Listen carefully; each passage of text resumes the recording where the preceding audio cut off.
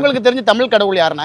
எனக்கு தெரிஞ்ச தமிழ் கடவுள் உலகத்திலே முருகர் ஒருத்தர் தான் தமிழ் கடவுள். அது அப்போ நம்ம திமுகவோட பள்ளி கல்வித்துறை அமைச்சர் இருக்காருல்ல, அன்பில் மகேஷ் பொய்யாமொழி, அவர் சொல்லியிருக்காரு தமிழ் கடவுள் வந்து முருகர் கிடையாது, டாக்டர் கலைஞர் அவர்களை தமிழ் கடவுள்னு சொல்லியிருக்காரு. இது எப்படி பாக்குறீங்க? அவர் பேரே மகேஷ் பொய்யாமணின்னு இருக்கு. டாக்டர் கலைஞர் அவர்களை தமிழ் கடவுளா ஏத்துக்கிறீங்களா? அது எப்படி ஏத்துக்க முடியும்? கடவுளை மட்டும் தான் ஏத்துக்க முடியும். இவன் யாருன்னே தெரியாது. இவர் என்ன பண்ணிட்டாரு? இவரை கடவுளா ஏத்துக்கிறதுக்கு மக்களுக்கு என்ன செஞ்சிட்டாரு?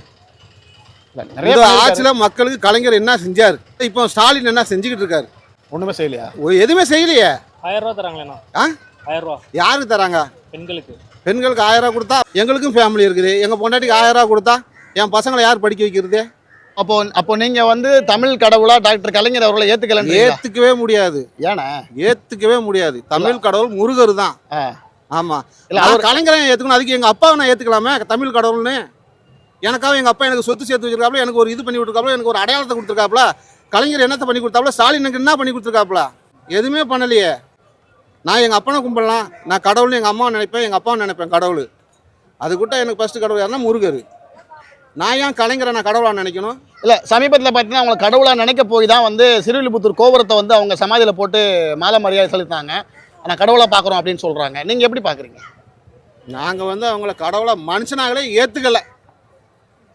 மனுஷனாகவே ஏற்றுக்கல. திமுககாரங்களை எப்படி ஏற்றுப்போம்? மனுஷனாகவே ஏற்றுக்கல. வாயை திறந்தாலே பொய். நான் அதை பண்ணிட்டேன், இதை பண்ணிட்டேன், நோனையை பண்ணிட்டேன், நொட்டியை பண்ணிட்டேன். என்ன பண்ணாங்க? எதுவுமே பண்ணலை. மக்களுக்காக எதுவுமே செய்யலை. கடன் வாங்கி வச்சுருக்காங்க. 4.5 லட்சம் கோடி கடன் வாங்கி வச்சுருக்காங்க. அதுதான் பண்ணியிருக்காங்க. பெருசாக பண்ணியிருக்காங்க. வேற எதுவுமே பண்ணல மக்களுக்காக. இல்லை, இன்னைக்கு நிறைய மக்கள் நல்லது பண்ணியிருக்காங்கன்னு சொல்கிறாங்களேண்ணே. மனசாட்சி இருக்கவன் எவனும் பேச மாட்டான். மனசாட்சி இருக்கவன் அடி மனசுலேருந்து எவனுமே பேச மாட்டான். உண்மை எவனுமே பேச மாட்டான். பேசுறது எல்லாமே பொய். திமுககாரங்க பேசுறதே பொய். முழுக்க அபாண்டமான பொய். இப்போ நீங்க சொல்றீங்க அவங்க எதுவுமே பண்ணல அப்படின்னு சொல்லிட்டு 2026 திமுக தான் வரும்னு சொல்லிக்கிட்டு இருக்காங்க. சூப்பராக வரும். சூப்பராக தெளிவாக வரும்.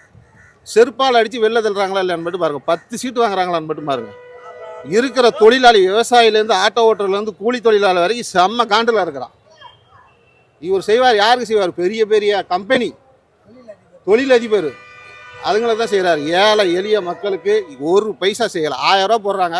நான் ஒரு நாளைக்கு 300 ரூபா குடிக்கிறேன். வருஷத்துக்கு இவ்வளோ போகுது. என்னால் குடிக்க ஒன்றும் பண்ண முடியாது. ஏன்னா நான் காலைல 3 மணி 2:30 மணிக்கு எதிர்த்து வரேன். நான் வீட்டில் போய் சாப்பிட்ணுன்னா கொஞ்சம் அது குடிச்சா தான் இதாகும். இல்லை, நீங்கள் குடிக்கலாம் கவர்மெண்ட் பொறுப்பேற்றுக்க முடியுமா? உங்களை குடிக்க சொல்லி அவன் கையை பிடிச்சி இழுக்கலையானே?